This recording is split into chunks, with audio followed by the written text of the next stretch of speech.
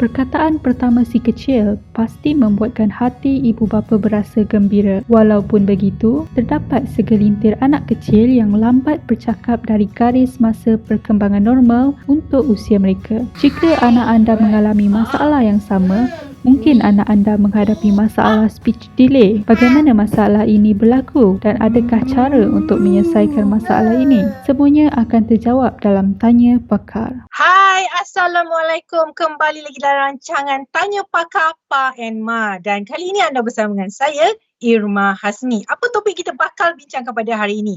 Memang cukup-cukup menarik, iaitu anak speech delay. Macam mana kita nak mengesan masalah tersebut. Jadi pada ibu-ibu di luar sana yang menghadapi masalah ini, jangan risau, kita akan dapatkan jawapan daripada pakar yang kita bawakan khas pada hari ini. Okey, insyaAllah. Tapi sebelum tu, saya nak ingatkan juga pada anda, jangan lupa like, subscribe dan juga share YouTube dan juga Facebook Majalah Pa and Ma. Okey, jangan ke mana-mana, kembali selepas ini.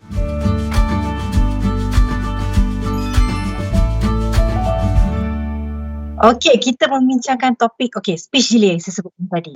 Memang kita sebagai ibu bapa akan risau tentang perkembangan ini. Nak pula ada tekanan daripada orang sekeliling ataupun ahli keluarga maupun rakan-rakan yang akan membanding-bandingkan anak mereka dengan anak kita. Lagilah kita ni akan bertambah risau dan kita akan mula mengira-ngira, betul ke anak saya ni menghadapi masalah speech delay ataupun lambat bercakap atau sebagainya. Jadi itu kan merumitkan lagi keadaan kita. Jadi kita tak nak benda ni terus berpanjangan. Kita akan cuba untuk membantu anda dan menyelesaikan masalah yang anda hadapi. Kita perkenalkan panel kita pada ini, iaitu Puan Aisyah, merupakan patologis bahasa. Assalamualaikum.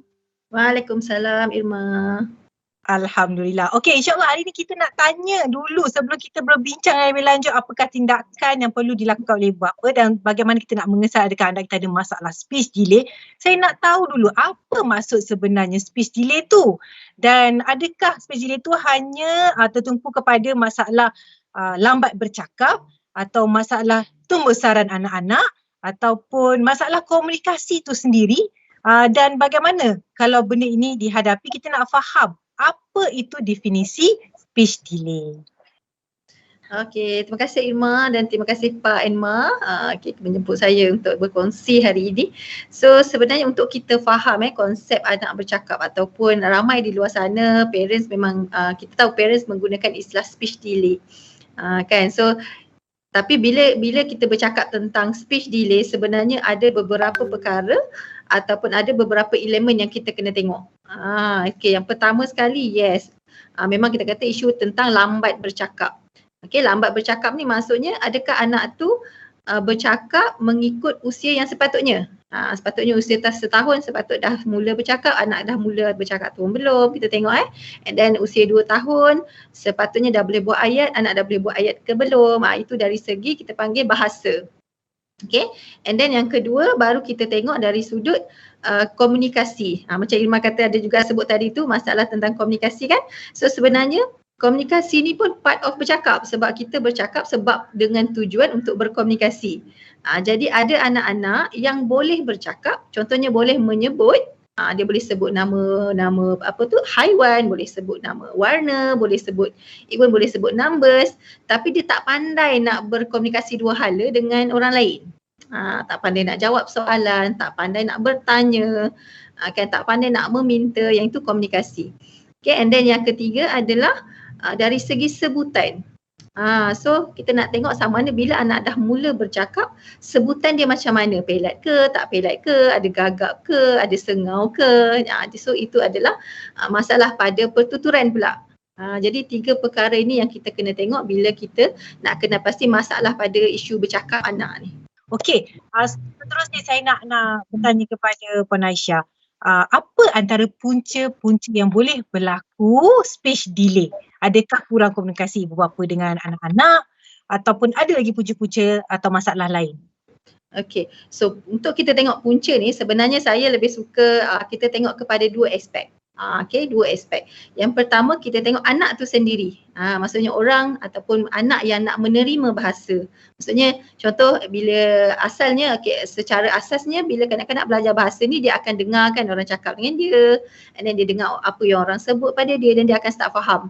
Dan dia akan mula nak sebut balik. Itu maksudnya anak tu sendiri. Jadi so kita akan tengok yang faktor yang pertama, kita tengok faktor anak ni tadi, adakah anak ni tadi mengalami ataupun ada masalah-masalah kelewatan pada perkembangan, yang maksudnya anak ni lahir tu dah ada masalah.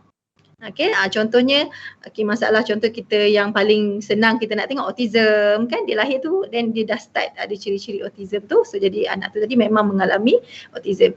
And then mungkin ada yang ADHD, hyperactive, ataupun mungkin ada yang global developmental delay, ada yang lahir dah mengalami kecederaan otak sewaktu lahir. Jadi kita tahu condition anak tu sendiri yang membuatkan anak tadi lebih sukar nak belajar lah, disebabkan ada faktor-faktor dalaman anak tu sendiri. And then yang kedua pula kita tengok kepada environment. Environment ni maksudnya kita kena tengok parents, adik-beradik lain dekat rumah, ataupun mungkin sekeliling anak tu tadi, adakah rangsangan tu mencukupi. Maksudnya parents, dari sudut parents, adakah parents tadi ni memberi rangsangan yang cukup. Sebab of course bila anak tu nak belajar sesuatu, dia memerlukan input yang sangat banyak. Just imagine anak tu tadi baru nak mula belajar, baru nak mengenal dunia, baru nak mengenal apa yang di sekeliling dia. So memerlukan masa, memerlukan guidance yang sangat banyak daripada orang dewasa kan. Jadi let's say kalau anak ni lahir normal, lahir kira tak ada condition dalaman anak tu sendiri, tapi environment tak support, pun boleh menyebabkan jadi delay juga, disebabkan oleh kurang input ataupun kurang rangsangan tadi. Okey, saya pasti dekat luar sana yang tengah ada anak kecil tu, adakah anak saya menghadapi speech delay? Okey, jadi bagaimana kita nak mengenal pasti yang anak sedang menghadapi masalah speech delay ataupun lambat bercakap? Ada ke tanda-tanda yang perlu diberi perhatian? Okay, so kalau tanda-tanda, yes, memang kita akan boleh nampak tanda-tanda lah sebenarnya. So sebenarnya kalau kata parents Google pun sangat banyak boleh dapat information, tapi secara mudah untuk parents di luar sana untuk anda detect. So saya bagi satu ilmu yang anda rasa mudah untuk anda guna. Okay, so anda boleh detect sebenarnya, kalau nak detect awal dah sebelum setahun pun boleh. Tapi yang itu dia perlukan mungkin ekstra ilmu lah nak detect tu. Tapi yang paling mudah adalah anda boleh detect pada usia setahun, bila sebenarnya masa usia setahun ni anak sepatutnya dah mula ada first word. Dah mula sebut perkataan pertama lah, kita panggil perkataan yang ada makna. Contohnya dia panggil mama ke, yang merujuk kepada mama, ataupun anak tadi dah boleh sebut objek, katalah sekelilingnya kata dia kenal bola dan dia sebut ball, so dia merujuk kepada bola, itu dikira perkataan pertama. So dah start mula sebut, right? So kalau usia let's say setahun setengah masih lagi belum boleh sebut, yang tu kita dah anggap dia ataupun dah termasukkan kategori delay lah.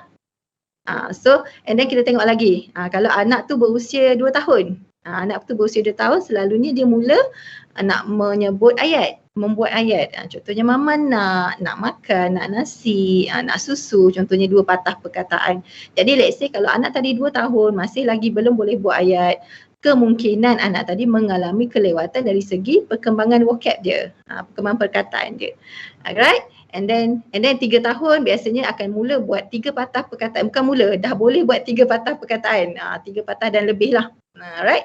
So secara asasnya yang parents boleh tengok dari sudut situ, kebolehan anak menyebut perkataan, kebolehan boleh buat ayat pada usia yang sepatutnya. Okay, satu lagi, adakah faktor genetik tu penyumbang kepada masalah speech delay? Atau dulu kata, saya pun dulu lambat cakap, tak apa anak saya lambat sikit, macam tu. Yes, sebenarnya dalam hidup kita tak boleh lari dari genetik, betul tak? Sebab kebanyakan perkara memang dia akan mengalir dalam genetik kita. Contoh asas paling mudah yang saya boleh bagi adalah penyakit yang biasa common, mungkin darah tinggi. Kan darah tinggi kan, kalau family kita ada history ataupun ada genetik darah tinggi, kita berisiko tinggi, betul tak? Kita tak semestinya dapat, tapi kita berisiko tinggi untuk dapat juga penyakit tu. Sama juga dengan lambat bercakap ataupun masalah-masalah lain, contoh autism ke ataupun Down syndrome ke apa. So maksudnya kalau dalam family terdekat ada mengalami masalah delay ni, maksudnya anak ataupun yang dekat lah, ahli keluarga yang dekat tu mempunyai risiko yang tinggi. Dia bukanlah automatik dapat, tapi kita kena sebagai ada risiko tinggi. Jadi dah kena lebih berhati-hatilah parents untuk sentiasa regular check anak ni tadi. Mungkin secara ringkas dia, kita memang biasa dengar benda ni tahu. Anak-anak dulu-dulu tak terdedah dengan gadget. So lebih banyak ada interaksi sesama orang sekeliling. Tapi anak sekarang dia tak berinteraksi dengan manusia, dia berinteraksi dengan gadget. Adakah itu juga penyumbang utama masalah speech delay? So kalau lah dia semudah macam ni lah. Let's say lah kalau kita dekat rumah, kita tengok phone, kita tengok gadget, tengok phone, tengok video. Tapi kita sebagai orang yang memberi input ada sama-sama dengan anak dan bersembang tentang gambar yang ada dekat phone tu. Contoh ada video tentang sesuatu dan kita sembang, oh ada kucing tengah lompat, kita bercerita dengan anak. Maksudnya kita tengah bagi input. Maksudnya anak tu tidak dapat input bahasa. Tetapi isunya yang membuatkan anak tadi kurang input adalah bila anak tu tengok sendirian. Tak ada langsung input lain selain apa yang dia tengok dekat video tu, yang mana vocab yang diajarkan oleh di video itu maksudnya tak boleh digunakan untuk berkomunikasi.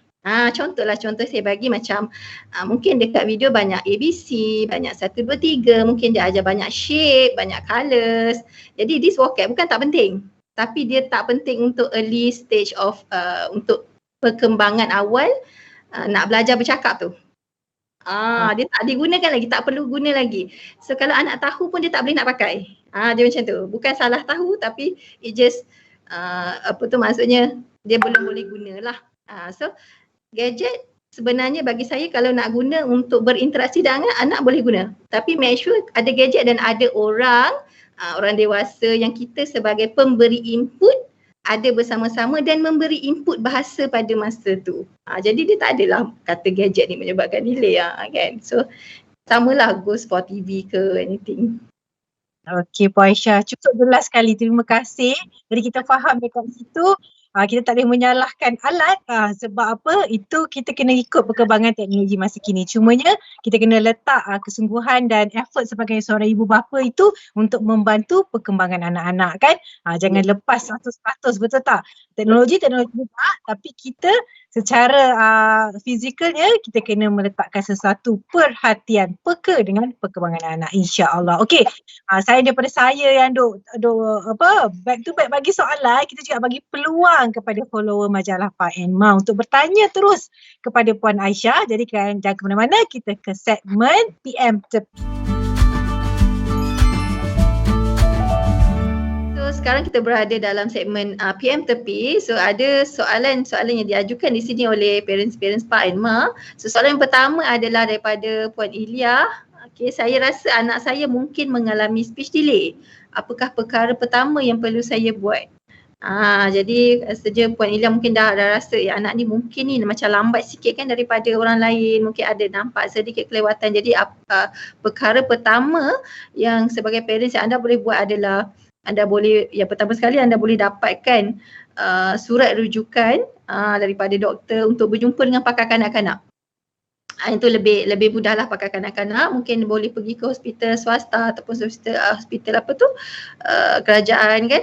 So jadi daripada bila dah pergi kepada doktor ataupun pakar kanak-kanak tadi, biasa doktor akan check lah ada tak perkembangan pada kelewatan pada perkembangan tertentu, dan daripada situ biasanya doktor akan channelkan ataupun akan refer kepada terapis pertuturan ke ataupun perlu jumpa professionals yang lain ke daripada situ.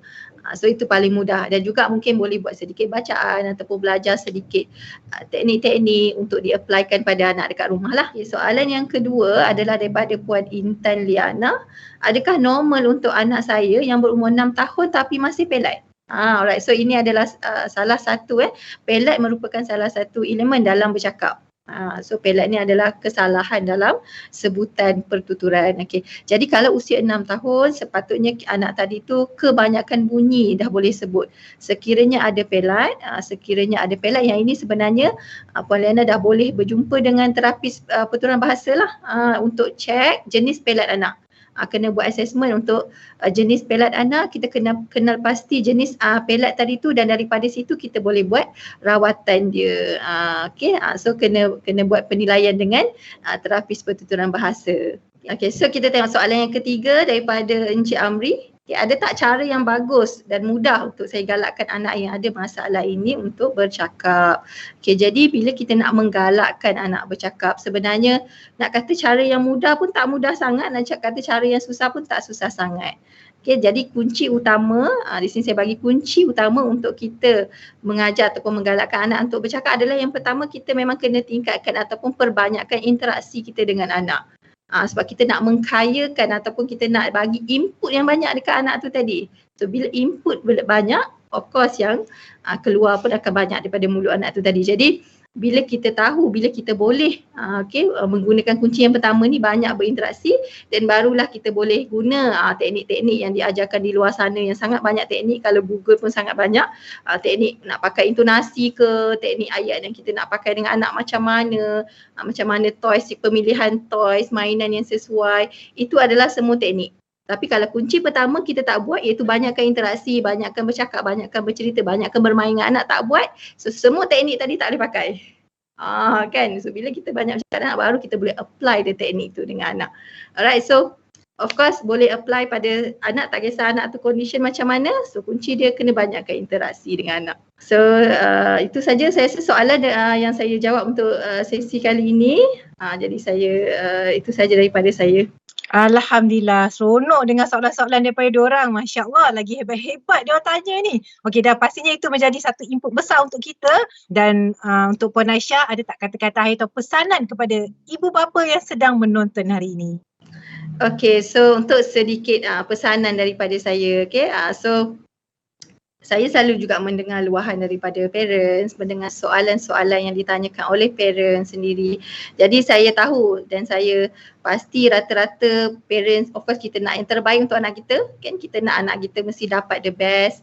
Dan mungkin sometimes kita takut dengan apa yang orang kata tentang anak kita, apa yang orang anggap tentang anak kita, kita rasa takut. Dan of course susah nak menerima, saya faham. Saya mungkin tak berada di kasut anda, tapi saya yakin sebenarnya memang susah nak menerima sekiranya anak kita ada masalah. Tapi nak tak nak, of course selalu saya pesan, bila kita nampak anak kita ni mungkin something kita rasa curiga ataupun kita rasa nak tahu ataupun kita rasa anak ni mungkin ada masalah, so apa yang kita perlu fikir pada masa tu adalah apa yang kita nak buat. Apakah solution yang kita nak bantu anak kita ni. So daripada bila kita berfikir tentang solution, kita akan nampak jalan dia ke mana kita nak pergi. Instead of kita selalu berfikir kita kesian ke anak ni, kita berfikir yang kita rasa down, kita berfikir yang apalah salah aku, kan. Jadi benda tu tak menyelesaikan masalah. So kita fokus kepada apakah solution, dan saya yakin kat sana ramai juga lain professionals yang lain yang boleh membantu untuk development anak-anak ni. Jangan cukup menarik pada hari ini, banyak yang kita perolehi. Moga apa yang dibincangkan, soalan-soalan dan juga jawapan yang diterima tu dapat memberi manfaat yang terbaik buat kita. Dan terima kasih kepada Puan Aisyah Kasim kerana sudi meluangkan masa dan menurunkan ilmu yang beliau tahu kepada kita semua. Terima kasih. Assalamualaikum. Okey, dan kepada penonton majalah Pak M, jangan lupa sekali lagi saya nak pesan, okey, like, subscribe dan juga share YouTube dan juga Facebook majalah Pak Enma. Dan jangan lupa untuk episod yang akan datang ada banyak lagi topik-topik menarik yang kita akan bincangkan bersama dengan anda. Jadi terus setia dan terus menonton Tanya Pakar Pak Enma. Bye. Assalamualaikum.